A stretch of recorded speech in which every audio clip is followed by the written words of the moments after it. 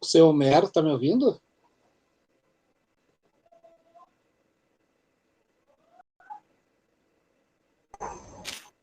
Sim. Sim. Bom, na hora que tu quiser começar, seu Homero, só me avisa. Eu... Sim, eu posso fazer a abertura da prece? Pode. Aí, falta 3 minutos no meu, 3 minutos ainda. Tá bem. O que eu vou pedir para vocês? Se houver interferência de som ou imagem, aí vocês me avisem, tá? E assim, um outro detalhe para nós combinarmos, antes de nós começarmos. A aula não é uma palestra, tá bem? Então, à medida que a gente for fazendo a trilha, pode falar, pode colocar, pode perguntar, fiquem à vontade, tá? Não levantem a mão, porque eu não enxergo, porque o projetor da imagem que eu vou mostrar para vocês vai ficar aqui na frente. Então, falem. Eu queria falar. Aí eu paro e aí pode falar, tá bem? Fizemos essa combinação, então. Oi, Fabiano. Oi. As câmeras ficam fechadas? Não, as câmeras ficam abertas. Só o áudio fechado. Aí abre o áudio quando vocês quiserem falar. Ah, tá. Bom. De preferência aberto, porque se vocês forem falar, eu poder olhar para o rosto da pessoa, né?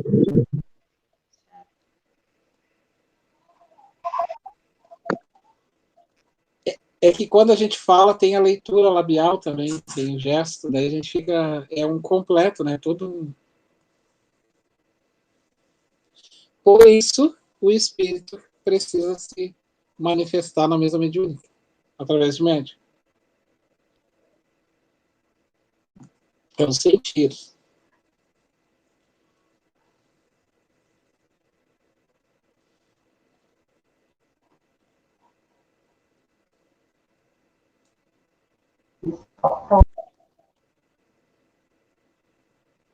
Eu não sei quais são as condições, às vezes, do MIT, tá? Do JITSE, porque aqui a minha aparece assim, meio quadriculado, vocês. Eu vou mostrar como é que vocês aparecem para mim aqui antes de começar, só um minutinho. Ó, vocês aparecem assim, ó. Aí some, aí volta, que volta, aí ela abrir, ela sumiu. Então, falha mesmo na conexão, tá vendo? Mas se vocês estiverem vendo a projeção e me escutando, para mim já tá bom. Estão me ouvindo bem? Estão me ouvindo bem? Eu estou. Tá. Então, boa noite a todos. Obrigado pela presença. As nossas férias parece que terminaram, não é? E muito agradecido a Deus que estamos harmonizados. Vamos agradecer a Deus por esse momento, por essa oportunidade de estarmos aqui hoje, tentando aprender um pouquinho mais dessa doutrina da mediunidade, não é? Dessa doutrina.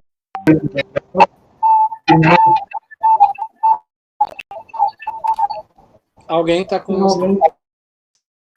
celular Ayrton, que nos ajuda, nos orienta, né? Nos acalma, nos consola.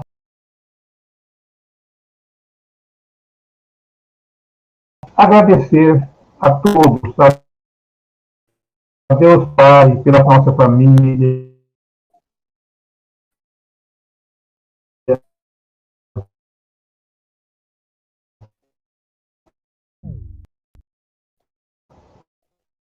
ainda que temos na mesa, Pai. E por esta oportunidade, obrigado, meu Deus, obrigado, Jesus. E sendo assim, queremos dar todo aberto ao nosso trabalho de hoje, que assim seja. Muito bom fechar aqui. Que assim, vamos pedir a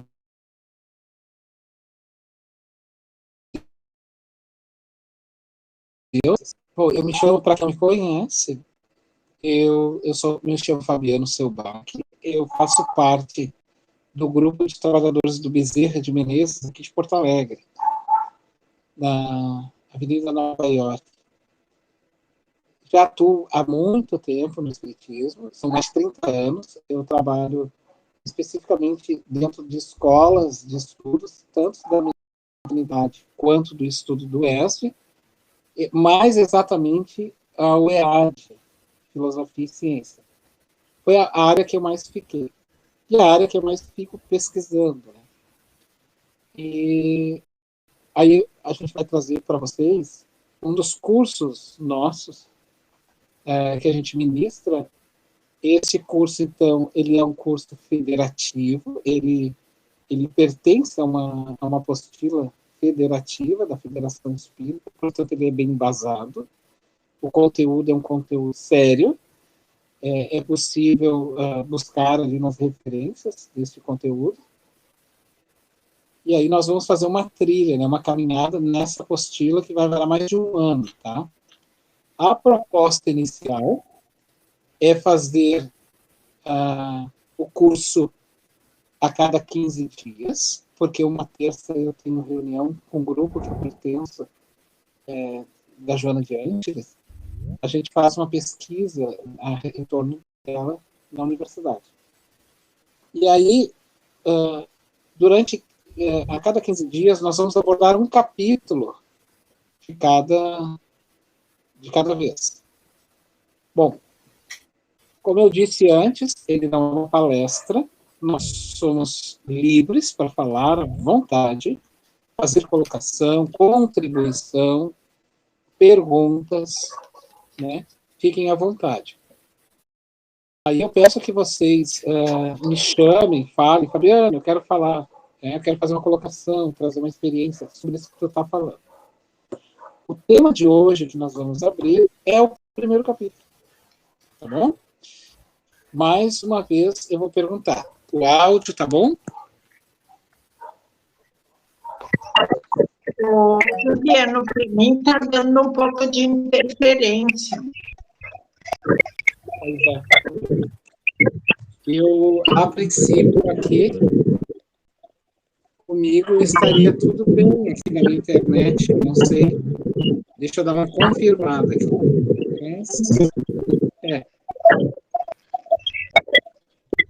Eu vejo vocês. Dona Olga, a senhora tem que fechar o seu microfone. Outros estão com interferência? Não. Bom, vamos lá. Eu vou abrir aqui para nós, então. Deixa eu abrir o slide. Deixa eu projetar aqui só um pouquinho.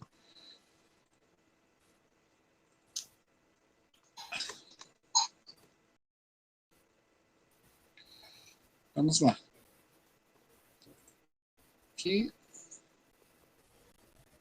Vocês vão ver aí agora a projeção. Um momentinho.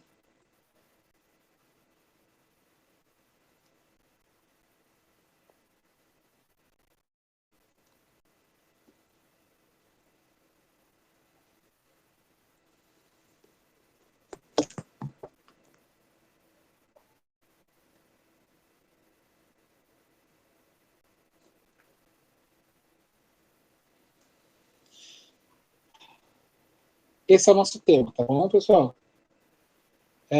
Evolução histórica da mediunidade. Quando a gente vai fazer um curso, seja numa universidade, seja de qualquer tema, a gente, primeiramente, é de praxe saber um pouco do roteiro histórico sobre isso. Então, a gente trabalha a questão ampla do assunto, rapidamente, e depois a gente afunila, que é, a gente vai se especializando, né, em determinados pontos, que é o que nós vamos fazer. Então, aqui, ó. Vamos avançar. Então, esse é o nosso primeiro tema. Como a mediunidade é uma faculdade inerente à espécie humana, a comunicação entre os dois planos da vida sempre foi conhecida desde tempos imemoriais. Então, assim, o processo mediúnico, a doutrina espírita, a mediunidade não pertence ao espiritismo, tá bem? O Allan Kardec, como um cientista, educador, é que afunila uma sonda para investigar os fenômenos mediúnicos. E ele, então, vai fazer essa análise, essa pesquisa, a partir de métodos científicos para provar a existência dos espíritos, tá? Então, ele sempre foi vista a mediunidade. Ela sempre existiu, porque ela não é algo que é de eleitos ou dom de alguns. Ela é de todos. Todos nós somos médiuns. Claro que em diferentes níveis e graus, ok? Estão vendo ainda a projeção? Tá. Submeteram. Pessoal, tá tudo bem? O som tá ótimo? Pode falar, alguém. Tá bom. Sim, Tá bom. tô tranquilo. Certo. Vemos assim que os primeiros habitantes do planeta chamavam Deus a tudo o que apresentava qualquer característica sobrenatural. Eu quero que vocês se atentem à palavra Deus que está escrita ali. Ela é com D minúsculo. Quando nós frisarmos, isso vem de Emmanuel, tá? Quando se frisa, não só Emmanuel, mas Kardec, quando se frisa espírito com E maiúsculo e Deus com D maiúsculo, nós estamos falando de Deus como a individualidade. Nós estamos de espírito, nós estamos falando de espírito enquanto individualidade. Quando nós falamos de Deus com D minúsculo, é o nosso Deus. Ou seja, esse processo de vermos Deus em qualquer lugar, em qualquer situação. A forma como interpretamos Deus. E aí, isso é chamado de um processo anímico. É o que nós vamos ver aqui, tá? Que é da nossa própria alma, do nosso próprio ser. E o espírito, com E minúsculo no início, é o espírito que ainda não atingiu a razão. É o espírito da evolução. O espírito que está migrando. Por exemplo, os animais ainda não são espíritos com E maiúsculo. Eles são espíritos no processo de uma caminhada. Então, eles ainda não percebem Deus no sentido de logicar com essa divindade como nós fizemos. Por exemplo, os animais não constroem, por exemplo, um avião. Entende? Eles não leem. Então, eles têm, sim, inteligência muito limitada, mas é uma inteligência em um desenvolvimento, que vai chegar no patamar de evolução, tá? E essas características quaisquer que nos escapam ao entendimento, tais como os fenômenos da natureza e até habilidades percebidas em outros indivíduos, que distinguidos dos demais. Bom, aí, deixa eu avançar aqui, um pouco dessa explicação que eu vou trazer aqui para nós. Vocês estão vendo a lâmina? Ainda? Sim. Tá. São fenômenos naturais do psiquismo humano, classificados pela doutrina espírita em duas categorias. Olha só que interessante. Neste processo que nós vamos fazer da história da mediunidade, nós vamos ter os mediúnicos e os anímicos. A palavra anímico, ela vem do grego que se chama ânima, ou alma. Inclusive, é o que o Jung vai chamar da ânima nossa. E a alma é a psique. Quando tu ouvir também falar a psi, intermediados pelos médiuns, que é o processo mediúnico, tá?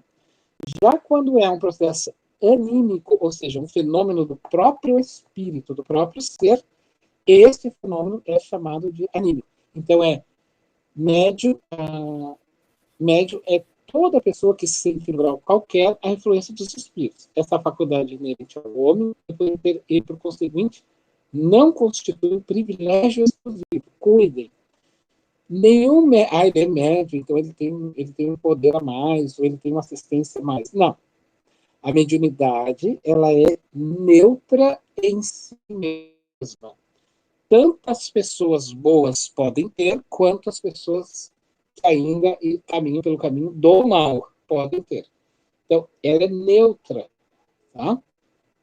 Os segundos, mais propriamente denominados de emancipação. Por que ele coloca a mediunidade que vem do próprio ser, da própria alma, aquele ser que não é intermediário entre os deuses, entre Deus e os espíritos aqui na Terra, mas cria o seu próprio fenômeno mediúnico, na adoração dos deuses, na adoração desses cultos mais humanos, ele vai dizer que estes segundos, olha só, é denominado de uma emancipação da alma. É quando o espírito se desprende do seu próprio corpo físico e vai ter contato com a divindade, ou com esses seres, mas, veja bem, não é um fenômeno mediúnico. Médium é intermediário entre o mundo dos espíritos e o mundo do físico. A emancipação da alma é um fenômeno em que o espírito se desloca para o mundo espiritual e tem um contato com os espíritos. Ele não está sendo médium naquele momento. Ele está emancipado. O que é emancipação, gente?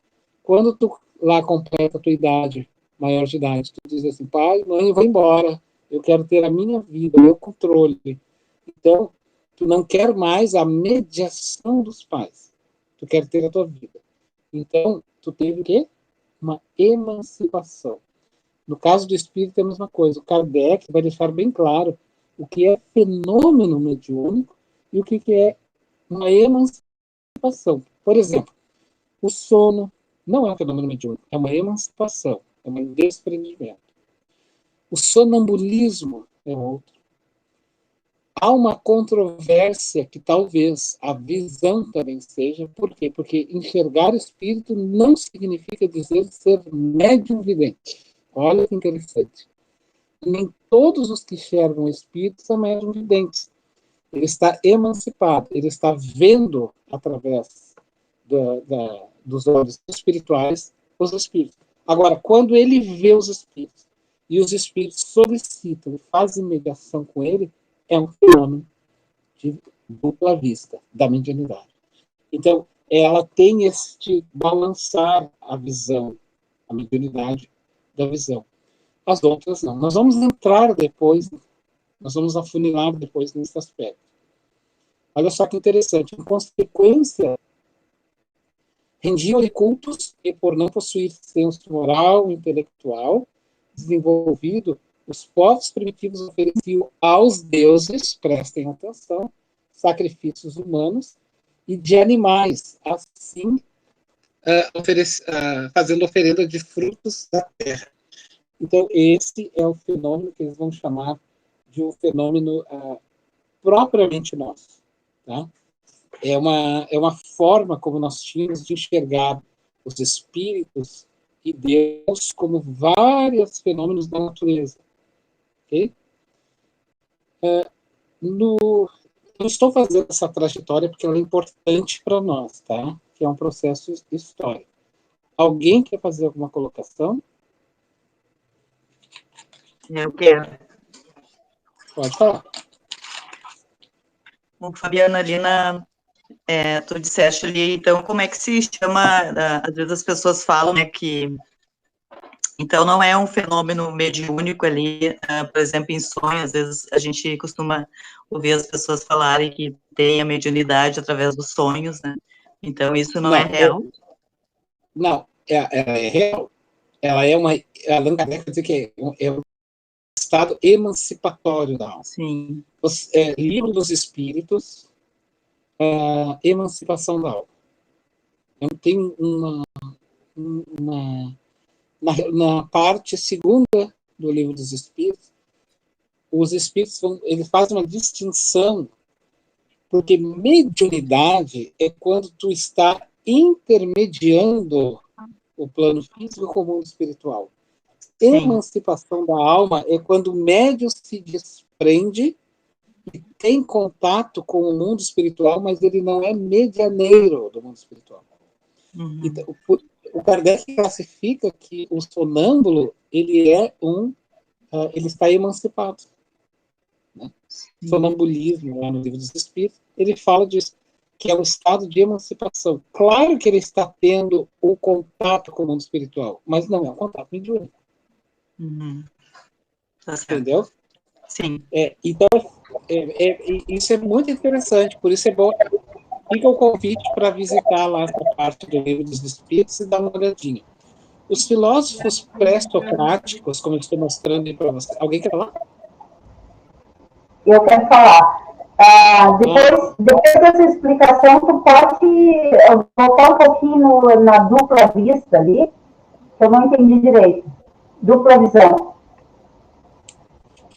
É que, na verdade, deixa eu ver se está aqui essa da dupla vista, é que eu gostaria de pedir para vocês que nós terminássemos, porque nós vamos ter uma aula que se chama Emancipação da Alma. Nós vamos ter uma aula só sobre isso. Tá? Tá bom, então, Fabiano. Obrigada. Tá, aí guardem isso para essa próxima aula, porque senão eu antecipo demais essa aula. E eu creio que ela é a terceira aula, mais ou menos. Se não for a terceira, eu tenho certeza que vai ser a quarta. Ela se chama Emancipação da Alma. Aí nós vamos estudar detidamente essa questão. Então, assim, antes de Sócrates, existia uma corrente de filósofos, gente. Olha só que interessante. Esses filósofos, da quais esses três aí que vocês estão vendo, Heráclito, Tales de Mileto, pai da filosofia, Parmênides, eles vão começar a discutir essa questão dos deuses, tá bem? Para eles, a ideia de deuses não tinha uma sustentação. Por quê? Porque eles acreditavam que os fenômenos que aconteciam tinham uma explicação racional. Olha só, começa a surgir o questionamento em torno do fenômeno. Então, antes deles, se via na natureza os deuses, na água, no ar, no vento, na terra, no céu. Então, se criava lá o mito de Eros, o mito de... por exemplo, Homero, ele era um escritor cego da época, um poeta. Ele vai trazer essa ideia de mito, mas isso é uma forma de fazer ciência também, porque ele também queria explicar o mundo, ainda que fosse por deuses, né? Então, os filósofos pré-socráticos questionavam de onde vem tudo, a partir de que tudo foi criado. O início, como a natureza poderia ser descrita racionalmente, e ainda como alguém poderia explicar a complexidade da natureza. Eles queriam encontrar um princípio fundamental. Então, eles queriam encontrar um princípio dessa organização da própria vida. E não que os deuses tivessem feito toda a programação da nossa existência, mas sim que havia um início de tudo. E aí que nascem aquelas ideias, porque vai haver uma corrente que vai dizer assim, não, tudo promana da Terra, porque a Terra é o elemento. Assim, não, e outra vez, não, tudo promana, o princípio primeiro de tudo é a água. Então vai vir a ideia que sabe, terra, água, ar, fogo, entende? Porque um vai dizer que não, fogo é a combustão, ele transforma um elemento no outro, então ele burila, e aí nós podemos atingir de um estado para outro. O outro vai dizer que não, que a água é o princípio de toda a vida e a vida. Então essas correntes vão discutir essas questões, mas isso é a ciência começando. Tá?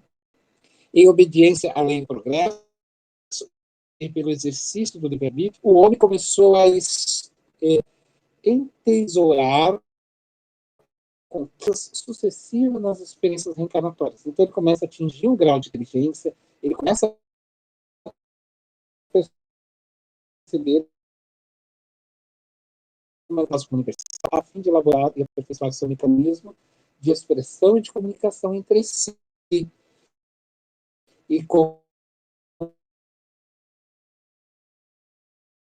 foi saindo daquela brutalidade, e isso é natural, tá, gente? Dentro do processo de entendimento, que a gente vai deixando de ser bruto numa ideia e vai se afinalando com ela.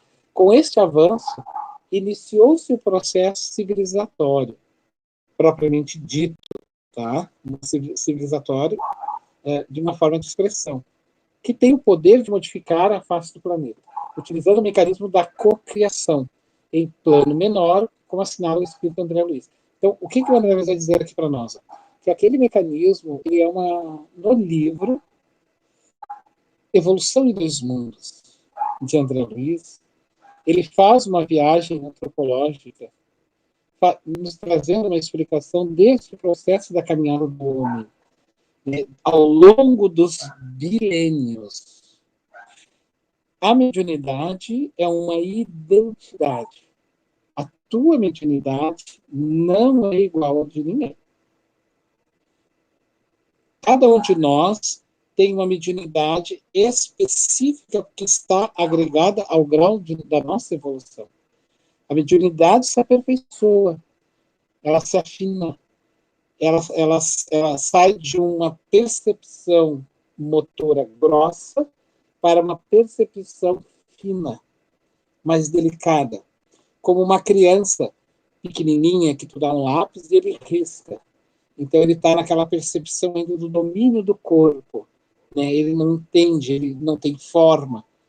Logo depois, conforme ele vai se aprimorando, a mão vai ficando mais maleável. Isso é simbólico que eu estou falando, tá? A mediunidade vai ficando mais maleável.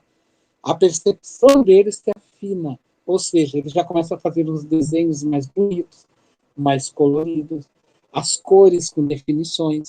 Então, essa definição de mediunidade e de percepção é uma evolução que nós vamos atingindo.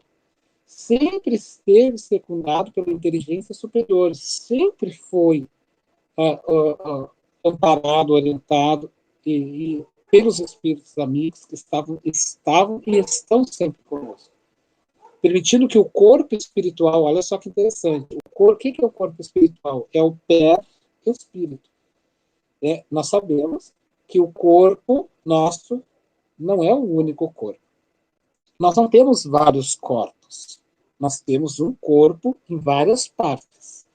O corpo físico é a parte mais densa, material, é aquela que eu toco no mundo físico e eu sinto ele.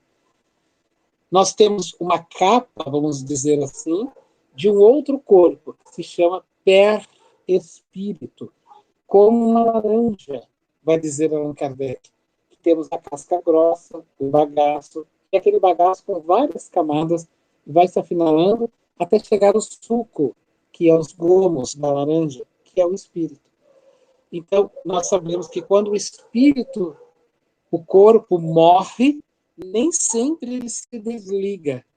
Olha que interessante, isso é um fenômeno que acontece.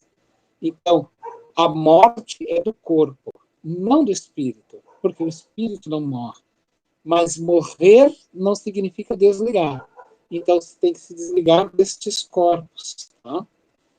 Aí ele vai dizer, permitindo que este corpo espiritual se aperfeiçoe também, porque este corpo espiritual é a forma do bolo, que é o corpo físico.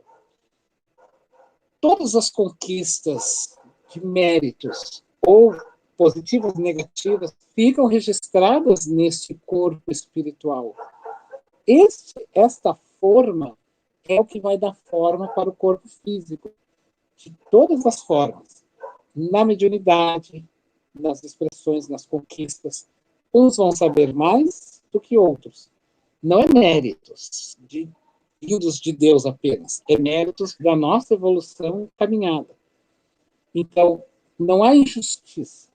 À medida que o espírito evolui, aprende a refinar as ondas do pensamento. Veja, ele então sai da casca grossa e começa a perceber mais que se usar aquela cor, aquela, dá uma expressividade melhor para o meu desenho, né? Então ele vai dizer, emitindo vibrações que atraem o pensamento e as ideias de espíritos semelhantes. Ou seja, então a criança, eu estou fazendo uma simbologia com a criança na escolinha, vocês me acompanhem, é o médium. Então ele deixa de ter aquela vibração com aquelas crianças pequenas e passa a ter agora a sintonia com aquelas crianças pequenas, e como ele vai se afinalando, se aperfeiçoando na sua forma de ser, ele avança e novos pares, ou seja, colegas, vão se agregando. Ele não tem mais afinidade com as crianças do jardim, ele agora está na terceira série. A percepção dele já é uma percepção de cálculo, ou seja, ele já não tem aquela percepção ingênua, pequenininha, onde ele apenas pintava porque ele precisava criar as condições motoras. O espírito, ele atrai espíritos semelhantes, encarnados e desencarnados. Porque espíritos não são somente os espíritos que estão no mundo dos espíritos. Eu sou um espírito. Tu é um espírito. Que estamos num corpo.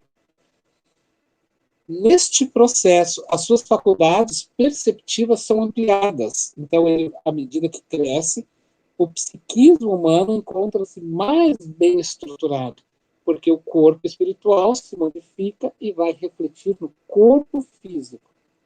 A obra da Evolução em Dois Mundos, ó, eu citei para vocês, do André Luiz, afirma que a instituição afirma que a intuição foi o sistema inicial de intercâmbio. Veja, no início do processo mediúnico ou mediunismo, porque mediunismo é o princípio da faculdade mediúnica.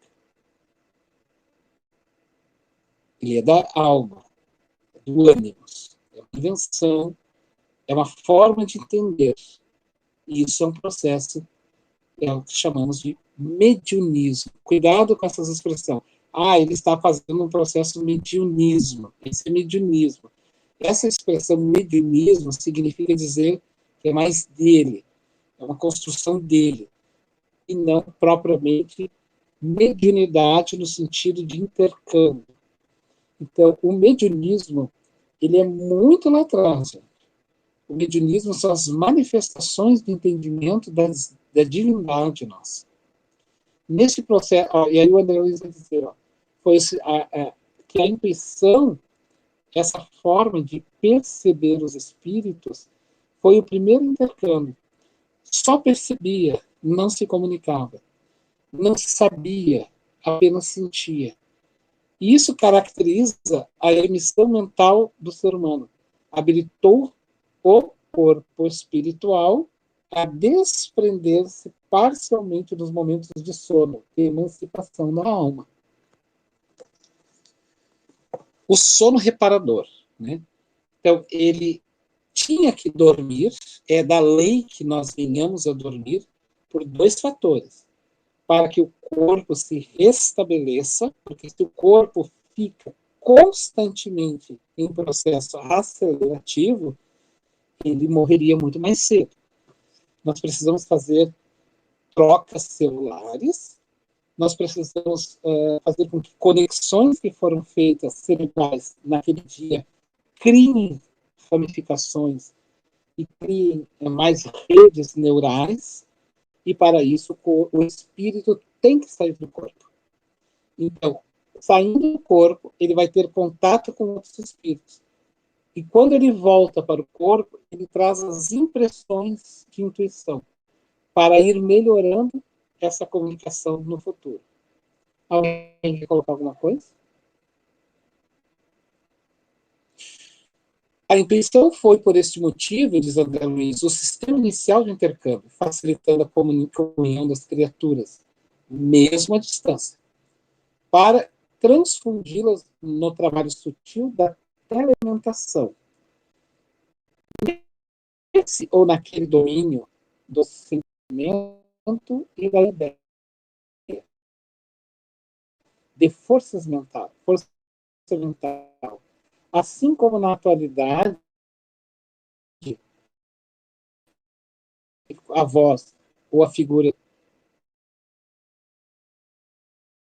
de pessoas ausentes em comunicação recíproca na radiofonia e na televisão. Vocês percebem que nós estávamos fundindo em nós, né, no mecanismo da mediunidade, na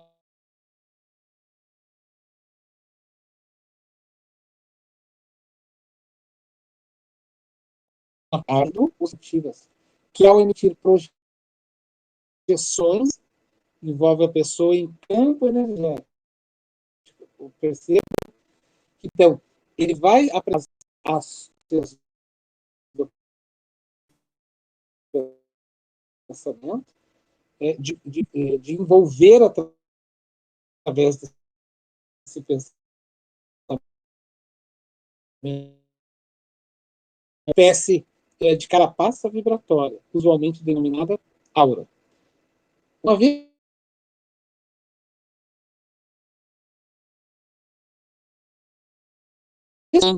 pelo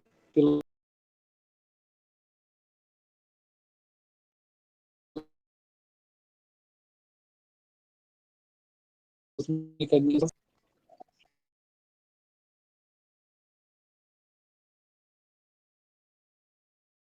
pode cair para uns, porque a internet está ruim, mas para outros volta.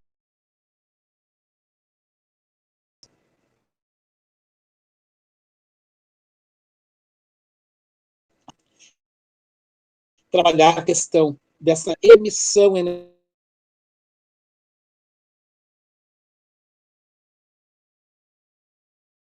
né, porque é uma emissão do pensamento, e pensamento é matéria.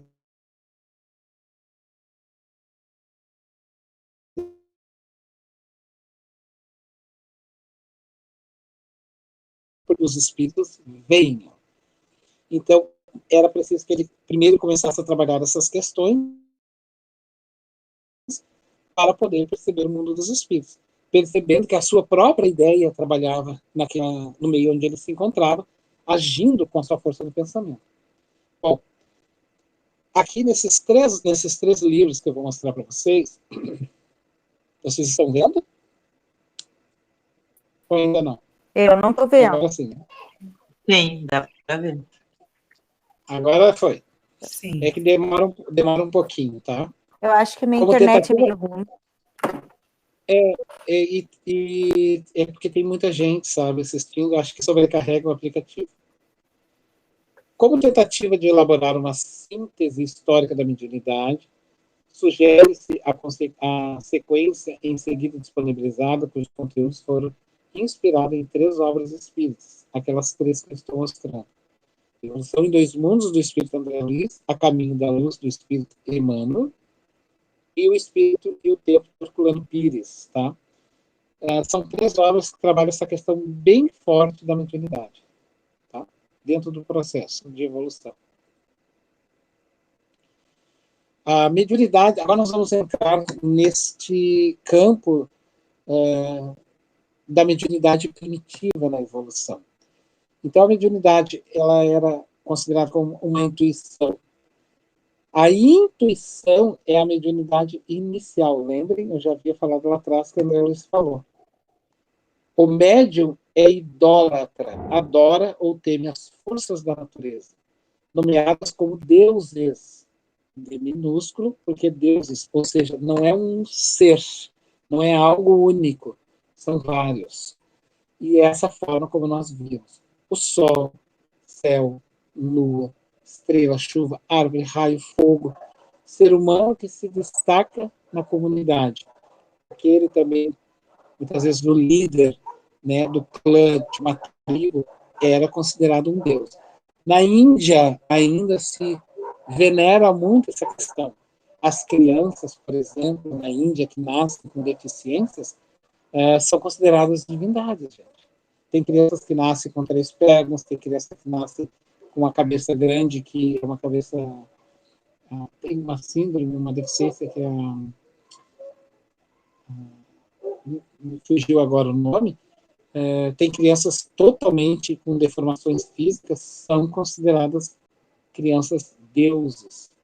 Então, no nosso mundo, ainda existe lugares que já caminharam bastante no entendimento da mediunidade e outros não, né? A mediunidade tribal desenvolve-se nela uma mentalidade mediúnica coletiva, uma crença grupal em espíritos ou deuses. Aparece nas concepções de céu, o céu é o pai, o criador, o fecundador, a terra é a mãe, a geratriz, a que foi fecundada pelo criador. Então a gente cria toda aquela mitologia, né, que nós vamos encontrar nos poemas de Homero e nas explicações gregas, né? Então, o Deus casou-se com aquela divindade e teve fulana, que fulana era, entende? Então, era uma forma de compreensão. É um entendimento nosso ainda atrasado no sentido, mas é necessário. A gente tem que sempre procurar entender o fenômeno no seu tempo, né? Uma criança que está pintando um jardim de infância lá com lápis e borrando tudo, é uma pintura atrasada comparada a um Leonardo da Vinci? Óbvio que é. Não no sentido da palavra atrasado, mas no sentido de que, se comparando um ao outro, comparação até nem se deve fazer, mas é um atraso no sentido de que ele tem toda uma caminhada para fazer, mas ele é necessário naquele nível em que ele se encontra. Enquanto ele está naquele nível, aquela vivência é necessária, como aqui no caso da mediunidade, dentro desse processo histórico. O fetichismo já é uma outra forma que nós tínhamos e ainda temos, mais aprimorada do mediunismo. Veja bem, mediunismo são as formas como nós manifestamos o sentido de mediunidade, tá bem? Ela é tribal, apresentando forte coloração anímica, ou seja, forte coloração, colorido muito nosso, da nossa alma, né? Anímico, lembre da alma. Pelo culto ao fetiche, ao objeto material, que representa a divindade ou espírito. Surge a figura do curandeiro, do feiticeiro, altamente representado e reverenciado, amado e temido pelos demais membros da tribo ou do clã. Em algum momento, estas práticas se desdobraram em outras, conhecidas atualmente como voodoo e magia negra. Ainda é mais nosso do que propriamente espiritual. Mas tem espíritos se manifestando por essa via? Tem. Em todos os níveis tem. Mas é desconhecido no sentido de que o médium ele é um intermediário e ele evolui junto e o espírito evolui também. No processo da mediunidade, pela via do conhecimento espírita, vai nos ensinar que os espíritos não sabem tudo. Allan Kardec faz uma anotação muito interessante que ele diz assim, o que eu pude perceber, dizer, é que eles não sabiam tudo. Eles sabem apenas o que sabem. E que a morte não lhes dava nenhum crédito de maior sapiência. A morte era apenas um fenômeno. Morrer. O corpo morre. O espírito continuava. Por isso eles me relatavam, dizer, as suas experiências. Né? Então, os espíritos não sabem tudo? Não. O fato de estar no mundo espiritual não lhe dá maiores conhecimentos que já não tenha. Se tu tinhas conquistas do passado, pode vir a voltar à tona e rememorar, mas se não tinha, não vai ter. As conquistas, elas são nossas pela nossa evolução de caminhada, mas nunca por um fenômeno simplesmente do ato de morrer. Morreu, sabe tudo. Não, não sabe não. Cuidado por isso, quando os espíritos me disseram, sim, mas não importa quem seja. Tem que ter o crivo, tem que ter a lógica, tem que ter o senso. O mediunismo mitológico, a prática mediúnica caracteriza pela presença de mitos, simbolismo, narrativa da criação do universo e dos seres, e pela magia prática. A prática mediúnica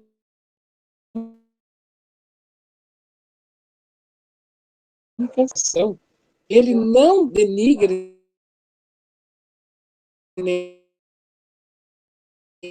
nenhum. Todo processo de emancipação ou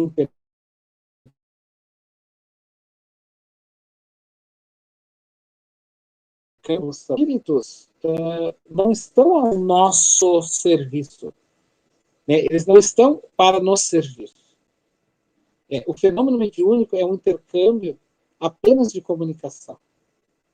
Claro que nessa comunicação vai acontecer N situações, mas a evolução é constante para todos.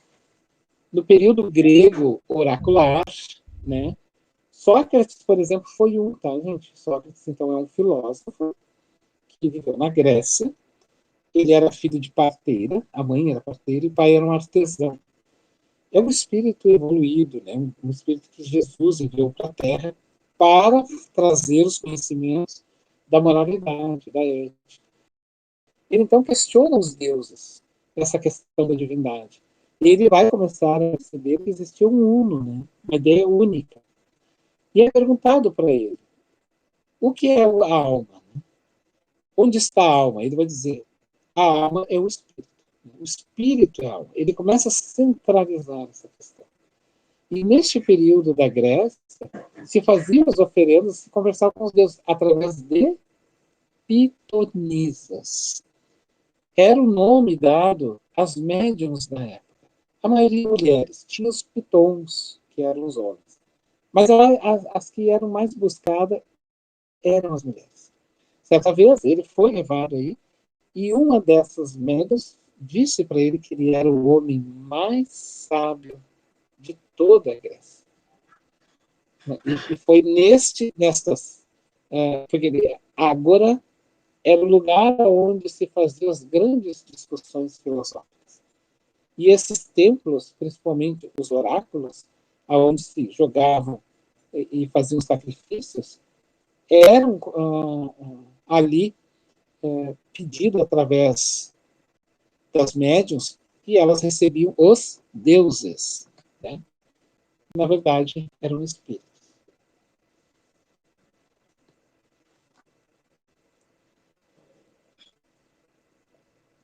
Aqui.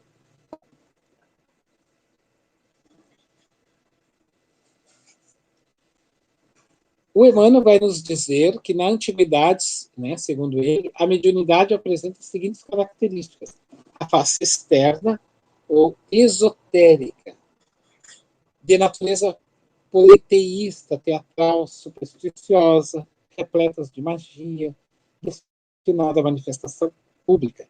Então é bem nosso, né, gente? E isso, então, é o mediunismo, é o ânimo, a alma, a psique, alma, ou face interna, esotérica, com S, e não exotérica, com X. A esotérica com S, de essência monoteísta, ou seja, Deus único. Lá em cima, na esotérica com X, era poli, dois deuses, mais de um. Na esotérica, né, da essência eterna, aí nós vamos botar assim, a mediunidade propriamente atual, envolver graus de árdua iniciação, porque é um processo interno, né? É praticado no interior do templo por médiuns magos pitonisas, olha aí, genericamente denominados iniciados, que são mantidos sob supervisão de sacerdotes. Então, aqui, a partir desse movimento grego, e principalmente nascendo com Sócrates, nessa busca do eu profundo, essa busca do diálogo de si mesmo, de questionar o mundo exterior e procurar saber e conhecer-se mais, é que nós começamos, então, isso é uma luta, a mediunidade não é fácil, viu, gente? Trabalho para se compreender a sua própria mediunidade e o seu desenvolvimento ao longo do tempo demanda muito tempo. Lá na nossa casa, o Bezerra de Menezes, há 5 anos, o estudo completinho da mediunidade. 5 anos. E quem for ser trabalhador da casa, só depois que fizer o curso de mediunidade. Depois que passou pelos 3 anos da escola do ESO, porque é por semestre, né? Não é por ano cada módulo. A prática mediúnica, já nos egípcios, ela tinha uma conotação diferenciada. ela vinha, era um processo de emancipação da alma, porque eles saíam do corpo, eles viam o mundo espiritual e de lá traziam as ciências dos iniciados, ou seja, a medicina, o magnetismo é muito forte, a compreensão de mediunidade, a questão da cura. Isso está, por exemplo, no Livro dos Mortos, que eles tinham. O fenômeno de emancipação da alma era especificamente conhecido e praticado. Esse processo de desligar-se do corpo e fazer contato com fora do organismo físico. Tá? Nos hindus, em Os Vedas, encontram-se descritas todas as etapas da iniciação mediúnica e do intercâmbio com os espíritos. Os hindus se revelam como mestres do domínio da prática anímica. Eles se revelam dentro do processo de domínio das práticas que nós criamos, da própria alma, do próprio ser. Tais como o fraquirismo, desdobramento espiritual. Eles fazem muito essa questão. Aí vai nascer, dentro deste processo de fazer a caminhada no recolhimento e desse desdobramento, é que eles vão começar a fazer, então, as primeiras manifestações do que nós vamos chamar das meditações. Então, a pessoa se medita, ela vai fazer o processo da meditação e vai desligar-se e vai começar a sair do seu corpo para um processo de emancipação. E aí começa a vir as culturas das experiências de meditação, né, de deslocamento e tudo mais. Já nos judeus, a mediunidade é natural.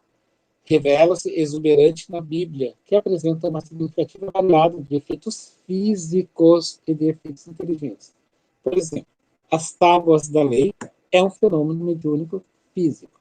Tá? Nós vamos ver essa parte, nós vamos ter uma aula só sobre mediunidade de efeitos físicos. É quando há uma manifestação, porque as tábuas da lei não foi Moisés que escreveu, foi um fenômeno físico que aconteceu. Como esse copo aqui, que acontece assim, anda aqui. Lembra em Kardec, as mesas batiam, o fenômeno acontecia, eram fenômenos físicos. Então, era uma intervenção direta dos espíritos. Claro que se utilizavam de médiuns, mas era direto. E aqui, nesse caso, a mediunidade ela é bem física. O profetismo é um tipo de mediunismo, olha só.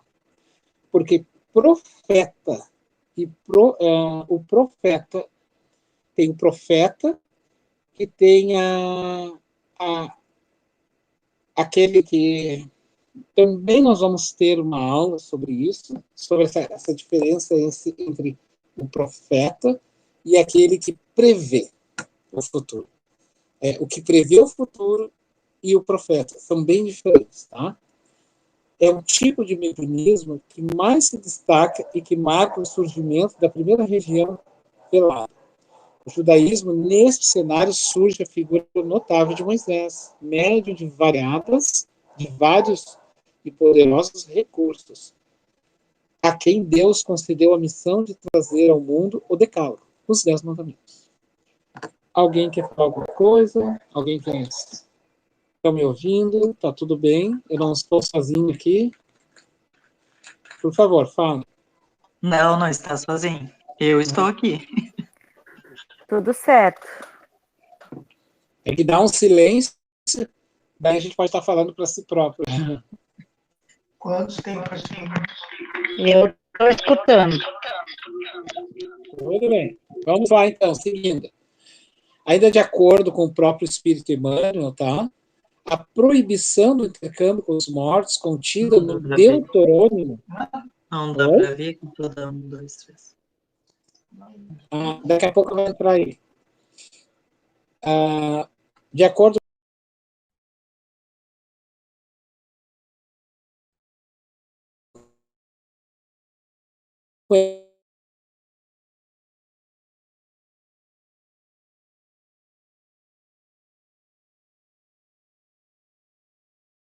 com os espíritos, porque o medo era muito forte. Se utilizava para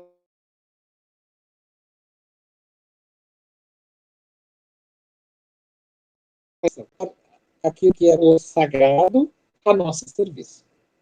Entretanto, Jesus, assim como suavizar a antiga lei, porque Jesus vai então pegar as leis mosaicas, vai tirar o Deus terror, o Deus olho por olho, dente por dente. Né? Tu me faz e tu recebe na mesma moeda. Então Jesus vai flexibilizar, trazendo com isso o perdão de um amor sem limites. Aliviou as determinações de Moisés, vindo ao encontro dos discípulos saudosos. No Novo Testamento, os apóstolos e discípulos de Jesus demonstraram maior entendimento da mediunidade que manifestada aos bordões, aos borbotões, é utilizada para auxiliar o próximo. Então, veja bem que ela sai de um salto, ela dá um salto do mediunismo de interesse imediato a mim, eu vou fazer isso aos deuses porque eu preciso disso, eu quero te dar porque eu preciso, para um processo de amor ao próximo. Já começa com Jesus essa dedicação. Trata-se de uma guinada na história excepcional, pois a partir daí até o surgimento do Espiritismo, séculos depois, a mediunidade é considerada instrumento da melhoria espiritual, não de demônios ou de poder.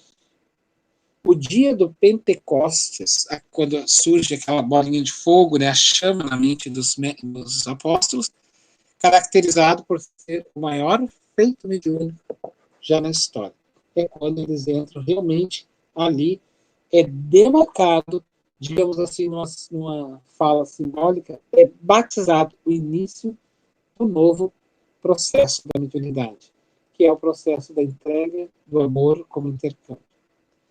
Mas, passados séculos, é natural que isso aconteça, as coisas vão se perdendo aos poucos. Sabe aquela historinha, você sabe bem, né? Quem conta um pouco, aumenta um ponto, aquela coisa assim. Então, a gente vai modificando as verdades. E sempre ao nosso bel prazer. Então, a mediunidade na Idade Média não era vista dessa forma. Né? A mediunidade é perseguida pela ignorância e fanatismo. E os médiuns são submetidos a suplícios atrozes, em geral condenados a morrer queimados na fogueira, pois as decisões inquisitoriais consideravam as manifestações dos espíritos ação de forças diabólicas. Então, eles acreditavam que o médium estava a serviço das trevas. E por quê que ele estava a serviço das trevas? Porque geralmente as pessoas que manifestavam isso eram gênios, né? E muitos deles médicos. Então eles traziam ideias novas e mexiam com o interesse da sua época, acabavam pagando um grande preço por isso. E Joana d'Arc foi um. Né? A Joana d'Arc, então, ela é a camponesa de Dom Remy, na França. Ela conversa com os espíritos e ela se veste de homem. Ela era um homem reencarnado. Bom, ela era o próprio Judas reencarnado. Judas pede para nascer novamente porque havia se culpado por muitos séculos pelo feito tido com Jesus.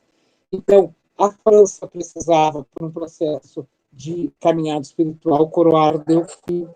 Delfim, o rei da França, então, vê na Joana d'Arc, porque ela orienta ele todo mediunicamente, e ela consegue coroar Delfim na França, mas a igreja não aceita isso. E a igreja afirma, e principalmente a igreja inglesa, se eu não me engano, diz que vai coroar Delfim, porque para coroar um rei tinha que ser dentro da igreja, né? Porque tinha que ter as bênçãos, porque o rei era a ligação do divino, era a verdade incorrupta. Então, tudo que ele dissesse estava em comunhão com Deus. Então, eles pedem em troca a Joana d'Arc. Aí eles vendem, na verdade, a Joana d'Arc nas mesmas moedas que ela havia vendido Jesus quando foi Judas. E aí ela morre, então, no fogueiro queimado. Esse é um símbolo de médium que acaba sendo morto por esse processo.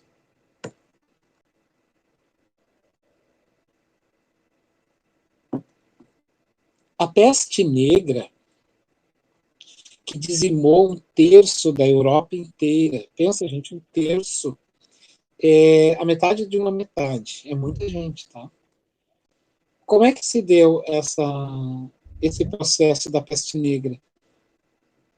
Vocês pensem que não existia saneamento básico, uma coisa tão simples, mas não existia esse entendimento. Então as pessoas defecavam, né? Elas defecavam em panelas, em objetos, e atiravam nos rios. Só que os rios se poluíam, né?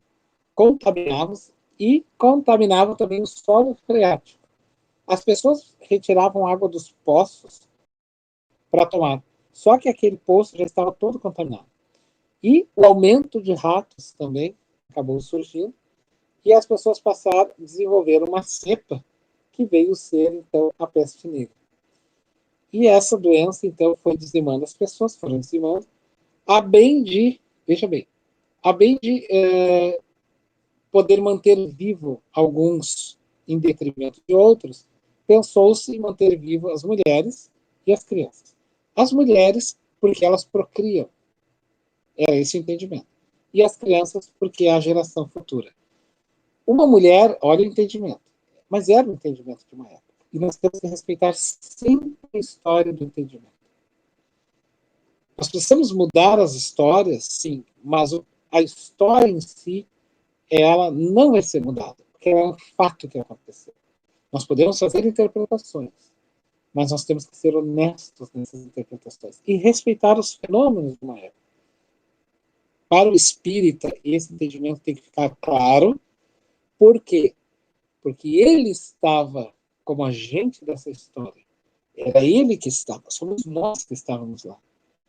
Nós que estamos na Terra, que estávamos nesse período. Então, havia esse entendimento, né? Então, quem é que eles relegavam? As pessoas mais velhas. Eram abandonadas para morrer nos bosques e nas florestas. Então, essas pessoas que eram jogadas nas florestas para morrer, né, tinham que viver. Então, elas comiam raízes, faziam chás, faziam ervas. Nasce, então, o simbolismo da bruxa. Esse simbolismo da bruxa é que vai dar o sentido para eles de que elas tinham culpa pela peste. Por isso vai surgir, então, a caça às bruxas.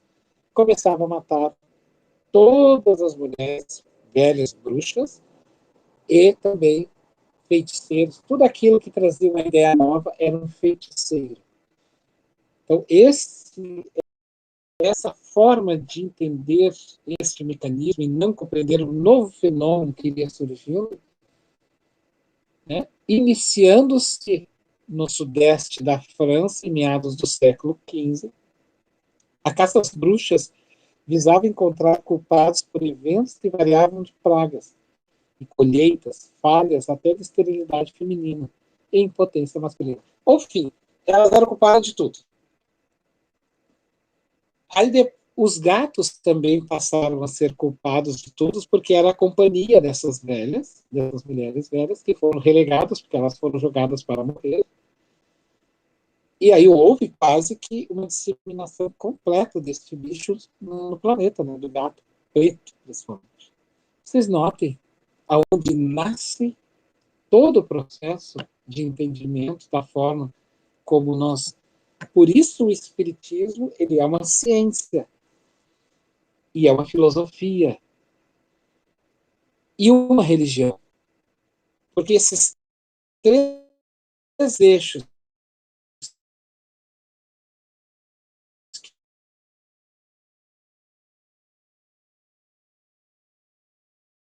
eu vou usar ciência, método para entender, eu estou fazendo um método aqui, mas eu tenho que trazer o processo reflexivo.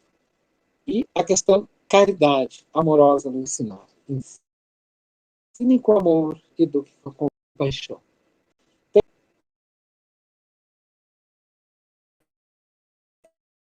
na concepção espírita, que é o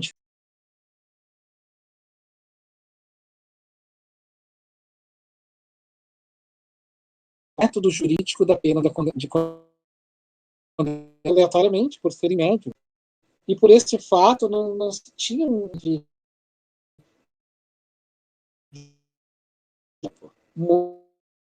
tempo. Por séculos foram sendo perseguidos. Nós vamos ter relatos, Memórias de um Suicida faz um relato de uma das existências do espírito Camilo, né, em que ele relata que ele foi um dos inquisitores nessa época. O Homero vai se lembrar. O Homero estava nessa aula com a gente. E aí ele vai contar que ele caminhou por ali e que muitos de nós caminhamos nesse processo. Então, como não havia uma forma dessas pessoas se defender, algumas mentes brilhantes, de homens na época brilhantes, e aí nós vamos colocar homens, sim, eram homens, e não mulheres, porque a mulher não tinha ainda um papel emancipatório, ela ainda não tinha uma conquista, né? Ela ainda era um ser objeto, né? Procriar, ou a mulher, nesses períodos, era dona de casa, ou era professora, ou era freira. Então, a caminhada feminina vai se dar depois, nos próximos séculos. Mas neste período eram homens. Algumas mulheres vão se destacar grandemente. Nós vamos ver a Irmã Rosália. A Irmã Rosália, neste período pós, né, 1800, ela se destaca no campo da caridade. E é descrita no Evangelho segundo o Espiritismo. E esses homens juristas vão, então, vai começar a surgir olha o processo, o mecanismo da intuição, da mediunidade.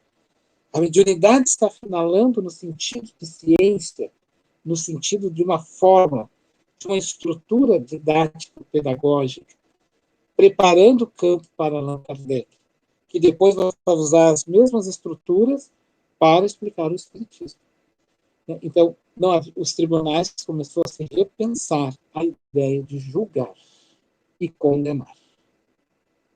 Aí passou-se a se centralizar em juízes, e não mais qualquer um. Eu mato a minha filha porque eu não quero que ela case, e matava mesmo. E ele tinha poder sobre isso. Ele matava a esposa porque ela tinha o traído, e era uma honra. Não era assim? Era uma honra.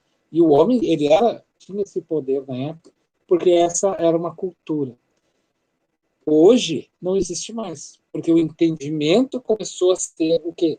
Bem mais elaborado e trabalhado por todos nós nas idas e vindas. Então, aqueles homens que eram voltados a ser mulheres, para modificar a estrutura que eles mesmos mantinham como status quo de uma época. Por isso, o processo de nós irmos e virmos. Nós mesmos vamos construindo. E à medida que vamos construindo essa caminhada, nós também construímos o processo da mediunidade dentro de nós. O martírio a que inúmeros médios foram submetidos, principalmente por efeitos da ignorância, prossegue ainda nos primeiros dias do Espiritismo, quando estiveram sujeitos a toda sorte de experiências, sendo muitas vezes denominados charlatões, embusteiros, mistificadores ou desequilibrados mentais. Até hoje, gente, aqui, ó, nós estudamos, eu estudo dentro de uma universidade, tá? Eu estudo exatamente psicologia. E até hoje, essa ideia de mediunidade com processos psíquicos ainda não foi diluída. Então, veja que a gente tem uma caminhada longa, mas ainda permanece essas questões. Então, a gente condena, mas a gente repete, a gente legitima as mesmas falas. Né? Por desinformação, porque isso é uma desinformação, o que é desinformação? Não tem informação. Correto, né? Ainda hoje percebe-se que em certas comunidades religiosas, e eu diria também universidades, fechadas, os médios são considerados entidades diabólicas, ou que mantêm relação com os demônios. Então, os espíritas ainda não têm tanto disso, que são considerados como demônios. Tem, né, por outras denominações, Mas a Umbanda, o pessoal da Umbanda é pior, né? Esses aí ganham esse nome aí são dos demônios. Assim. Então, há um mau entendimento sobre a mediunidade. Há mais ignorância do que maldade. Tá? Então, essas correntes, aqui o texto coloca só como algumas religiões têm essa ideia de espíritas, de umbandistas, como médiuns que trabalham com os demônios. Mas a ciência também, essa ciência do mundo, tá? Ainda também não chama de demônios, mas chama de doentes mentais ou algum distúrbio mental. Chegando ao nosso final dessa trajetória que a gente está fazendo dentro do processo da mediunidade, a história registra, por exemplo, o Auto de Fé de Barcelona, no qual 300 volumes de livros ou brochuras espíritas foram queimados por ordem do bispo de província, no dia 9 de outubro de 1861, na tentativa infrutífera de destruir a nova doutrina que surgia, segundo a origem e natureza.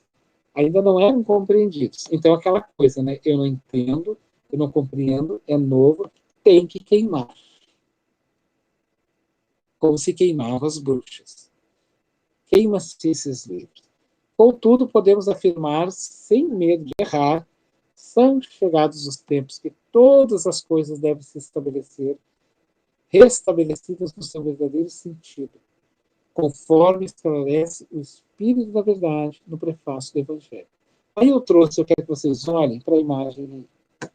Nós temos a imagem de um padre lá, aquele ali da minha esquerda, parece um rei ali. Aquele foi o sacerdote que mandou queimar os livros de Allan Kardec lá naquela foto da praça pública. O da direita, aquele senhor, é a reencarnação dele. Ele reencarna no Brasil e o nome dele é Padre Sebastião Carmelita. Ele desencarnou depois, com 64 anos de idade. Ele procurou o Chico Xavier, porque ele tinha desdobramentos de emancipação. Olha só, desdobramento é um estado de emancipação. Médium que tem desdobramento na mesa. Se ele está sob a indução de um mentor espiritual ou de um espírito, é um fenômeno mediúnico. Se ele faz o processo de desdobramento por ele próprio, é um fenômeno de emancipação. Tá? Ele emancipou-se, ele é senhor de si. Ele saiu da tutela de alguém. Né? Então, este padre, ele revela para o Chico, e o Chico realmente acaba sabendo, por intermédio, né, de amigos espirituais, que ele era o sacerdote que tinha mandado queimar os livros de Allan Kardec na praça. Ele desencarnou trabalhando, tá, gente? Ele teve uma consciência, ele conseguiu se restabelecer após aquele evento, e como sempre quis, ele encarnou trabalhando constantemente. E ele vai dizer, preferível que a morte me encontre no trabalho, a que me surpreenda numa poltrona de luxo. Então, ele desencarnou em 1981.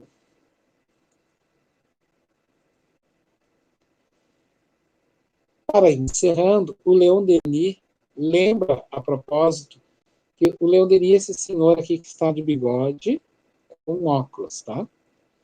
Ele vai dizer o seguinte, que os adversários do espiritismo ainda continuarão a defamá-lo por muito tempo. Mas os médiuns definitivos, operários do plano divino, rasgarão o sulco e nele depositarão as sementes de onde se há de erguer a seara do futuro.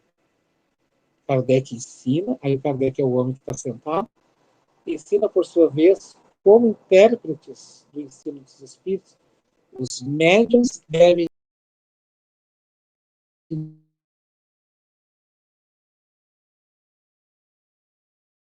ou seja, moral.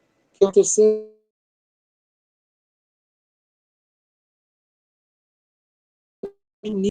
foi do fenômeno. Depois nós tivemos o do filosófico, que era das grandes discussões, e agora nós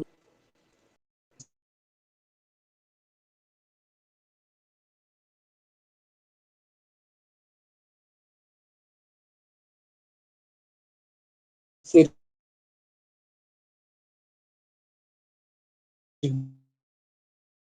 a causa do espiritismo.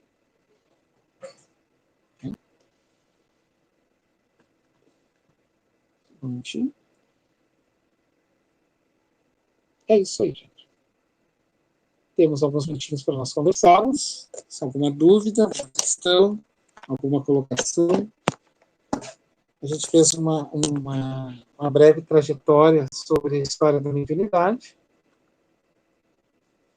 pincelando algumas questões. Fiquem à vontade para vocês se manifestarem.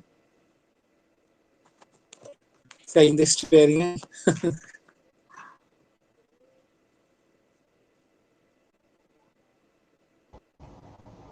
Fabiano, Vamos lá. mediunismo.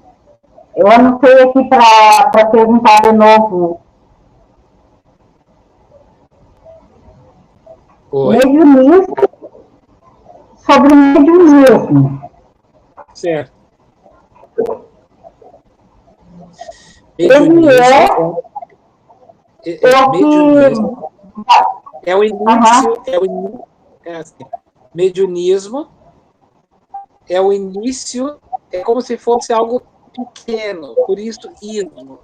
É algo que está iniciando uma caminhada da mediunidade que é muito mais nosso do que propriamente intercâmbio. Ah, tá. No caso, é o início da consciência da mediunidade de cada um. É mais ou menos isso? É, mais ou menos isso. Tá? Tá. Porque o mediunismo, ele guarda proporções características do animismo. O que é animismo? Da própria alma. Uhum. Tá. Então, no início do intercâmbio mediúnico, é muito frequente o médium estar mais sob a indução do animismo, né? Mas ele está, sim, sobre a comunicação espiritual. Só que ela está mais dele do que do espírito. Ao longo do tempo, ela vai se assomando devagarzinho, porque a mediunidade, para que ela ganhe a sua emancipação também em nós, né?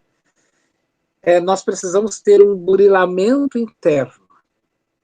E esse burilamento interno está na despertar das virtudes. Quanto mais virtuoso eu for, mais compreensão do plano espiritual eu vou ter. Quanto menos virtuoso, mais fenômeno vai se surgir. Por isso, o médium tem que estar constantemente se transformando. Tá. Então, cuidado. Quando diz assim, ó, ele deu uma comunicação na mesa mediúnica, mas isso é animismo. Sempre vai haver animismo. E é extremo, mas eu vou julgar a criança, a nascente do desenho, comparando com Leonardo da Vinci? Eu não posso fazer isso.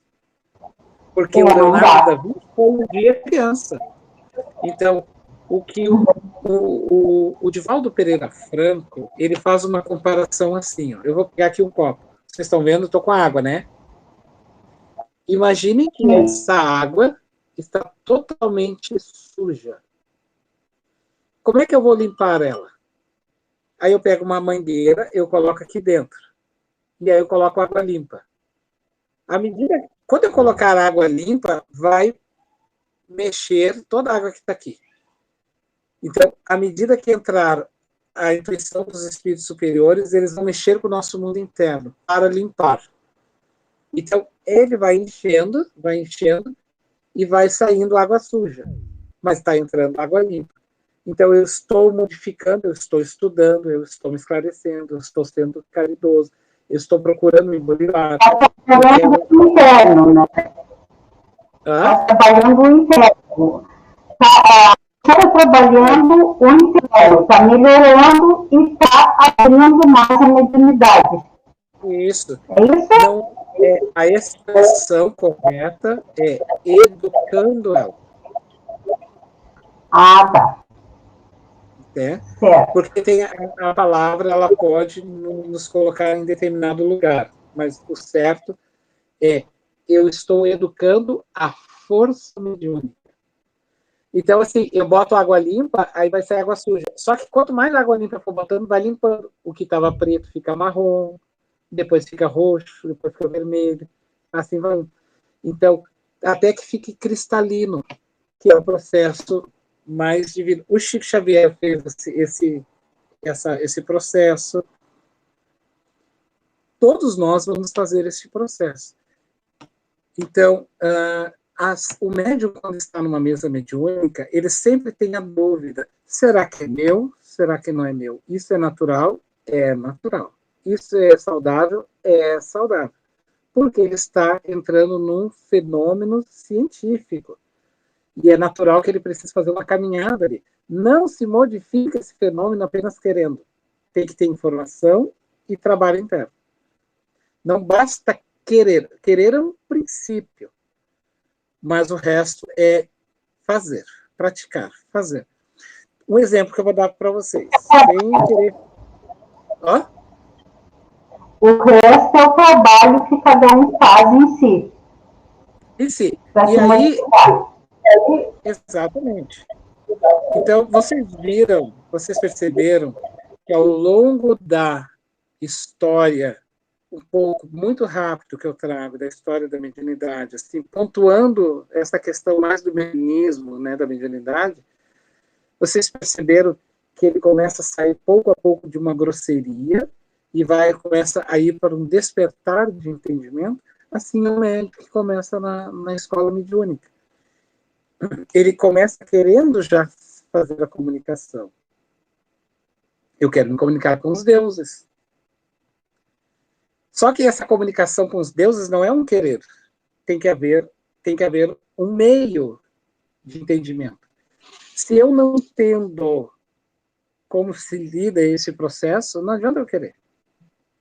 Porque o espírito pode vir do meu lado e eu não vou conseguir transmitir a informação. Sabe por quê? Porque ele vai me intuir e eu vou até perceber parcamente e vou colocar aqui de acordo com a minha evolução. Então, o espírito, vamos supor, um espírito de luz vem e nos dá uma mensagem belíssima. E a gente vai lá e tenta descrever e descreve do nosso jeito. Né? Por quê? Faltou o quê aqui entre nós, entre eu e ele? Informação e burilamento.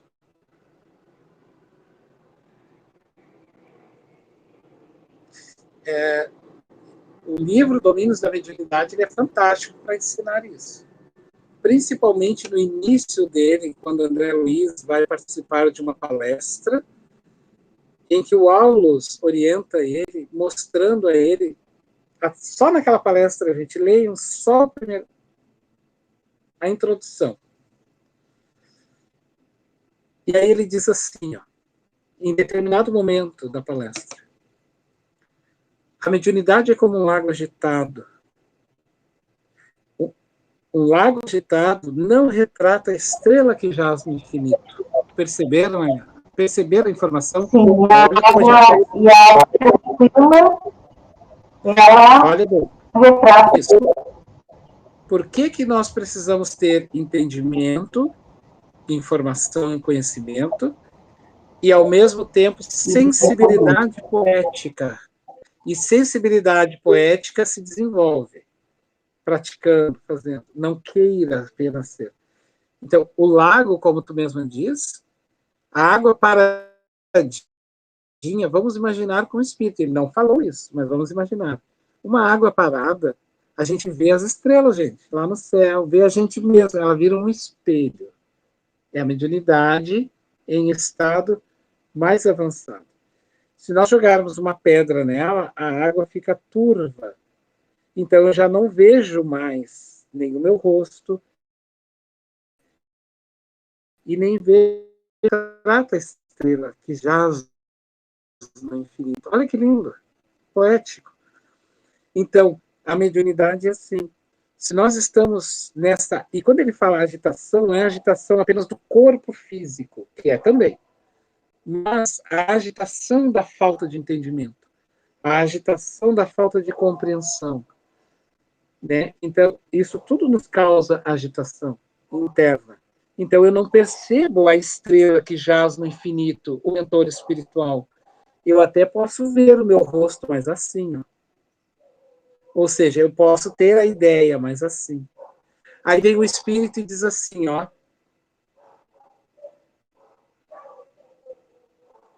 O espelho sepultado na lama não retrata o esplendor do sol. Olha que lindo.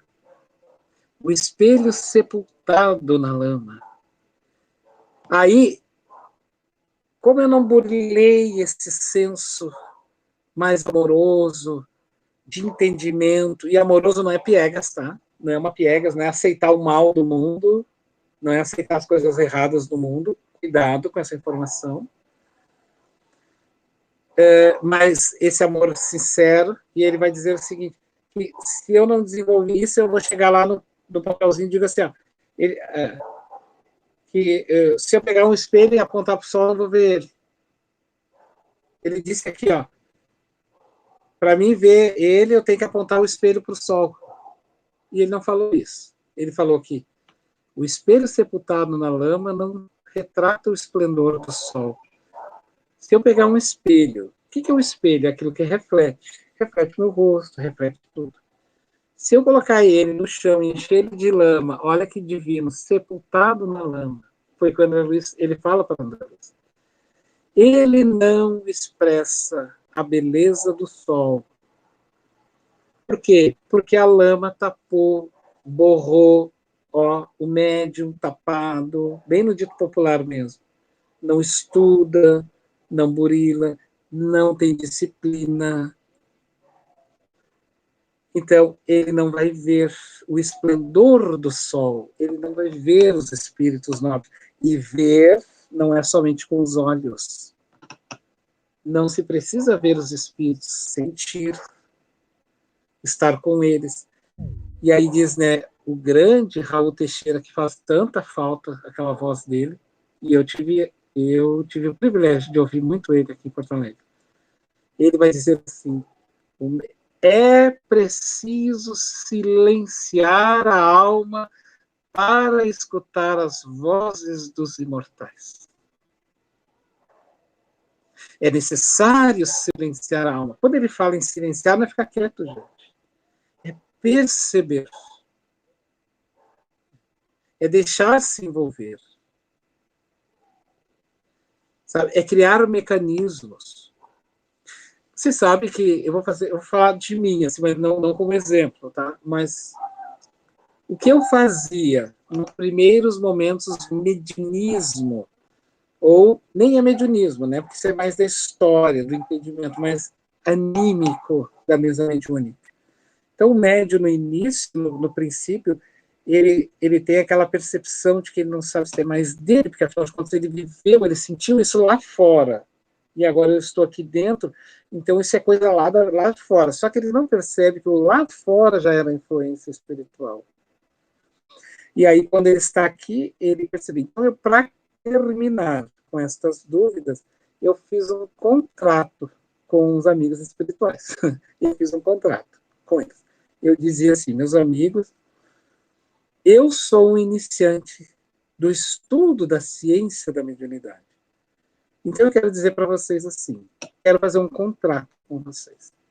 Quando eu chegar nesta casa, Bezerra de Menezes, e colocar os meus pés na porta, tudo o que eu sentir para o dia do meu trabalho de estudo da mediunidade, tudo que eu sentir é mediúnico.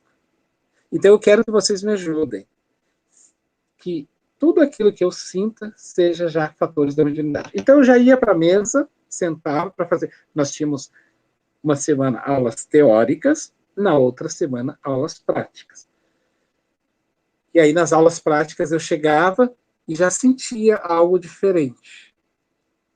Eu sentia que tinha uma percepção diferente, algo diferente. Então, é mediunidade. Estou no intercâmbio mediúnico. Estou enlaçado no processo. Ah, mas será que não era meu? Não. Olha a quebra de contrato. É caro. Quebrar contrato é caro. É mediúnico. E nesse mecanismo, desse exercício constante, foi tão forte isso ao longo de muito tempo de exercício, que quando eu chegava na casa espírita, já acontecia o fenômeno. Já não duvidava mais. E hoje não duvido mais. Mas é um burilamento interno de uma caminhada muito vagarosa, e eu diria para vocês assim, ó, solitária. Não é de solidão, tá, gente? Não é solidão. Solitária. Sozinha. Na tua percepção. O aprendizado é de cada um. É solitário.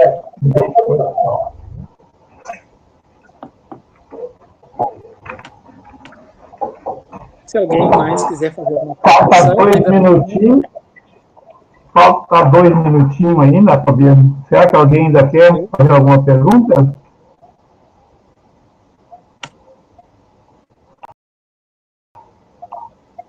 Não? Nenhuma dúvida com o estudo de hoje? Falta 2 minutinhos ainda, pessoal.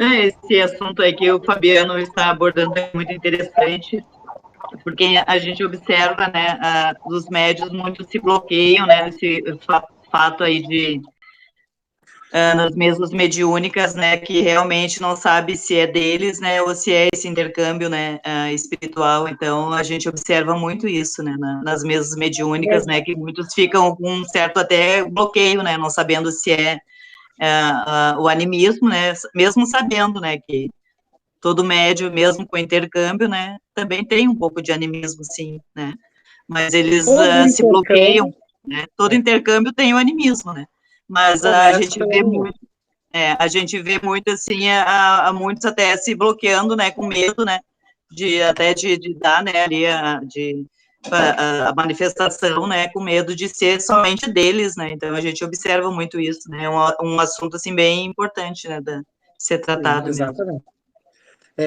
Todo intercâmbio inicial é mediunismo, é animismo. Ele inicia pelo animismo, e ele tem que ensinar, porque, olha bem, é o intercâmbio do espírito. Como é que se dá a comunicação? Nós vamos ter aula sobre isso, mas eu já vou antecipar. Temos o médium, aqui, e temos a entidade espiritual. O espírito entra no médium? Não. O médium, ele tem o que se chama de uma expansão do perispírito, do corpo espiritual. Lembra que aquele corpo, ele se expande.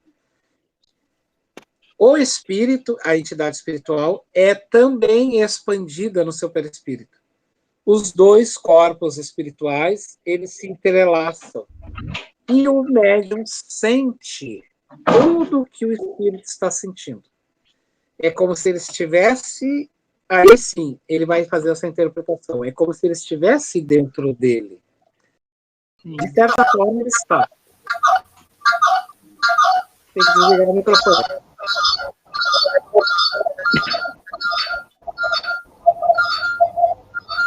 Fabiano, chegamos no... Então tá.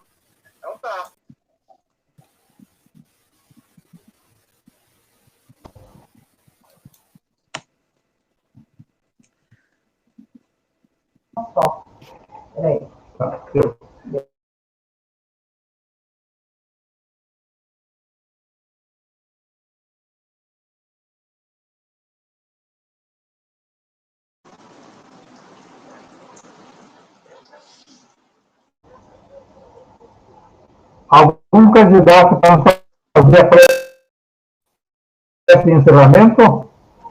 Não? Não vamos seguir agora.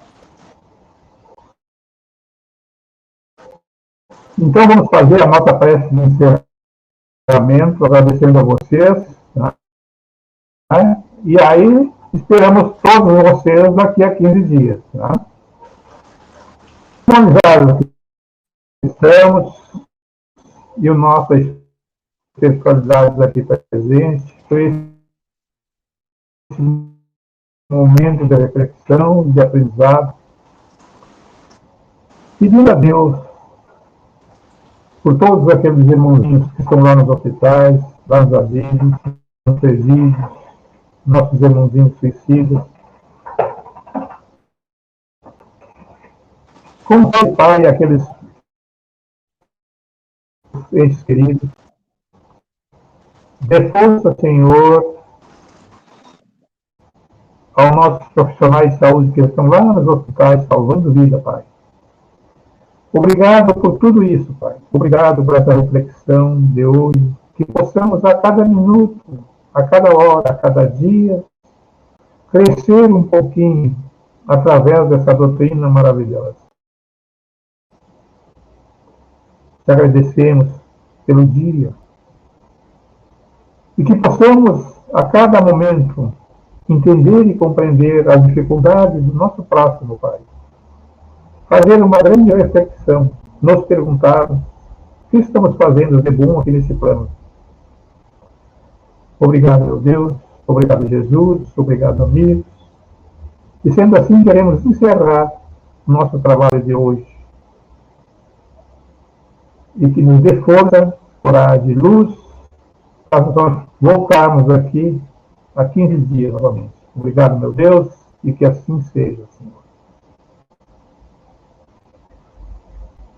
Então, até a próxima, até 15 dias, se Deus quiser. Um beijo no coração de todos. Boa noite. Boa noite. Boa noite. Obrigada. Boa noite. Boa noite. Boa noite. Boa noite. Boa noite.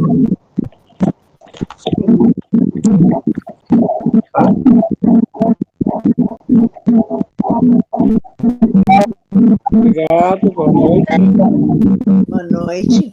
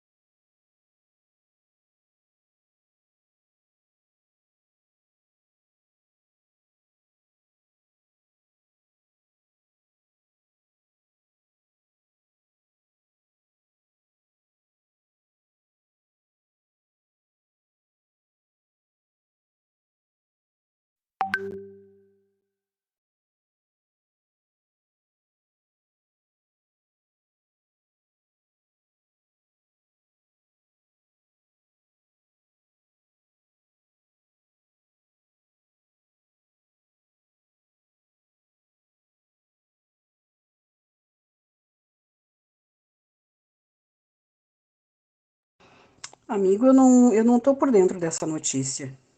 Eu não vi nada hoje. Foi hoje? Ahn, mas tu tá coberto de razão, né? Como sempre.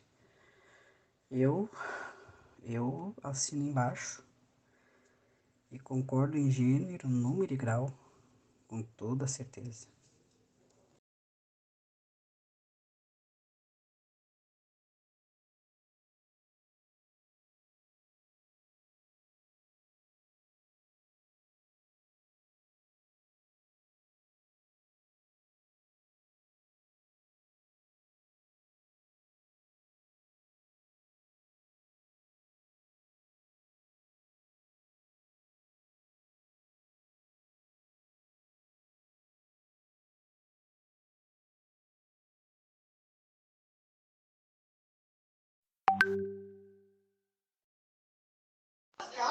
Oi, Fábio.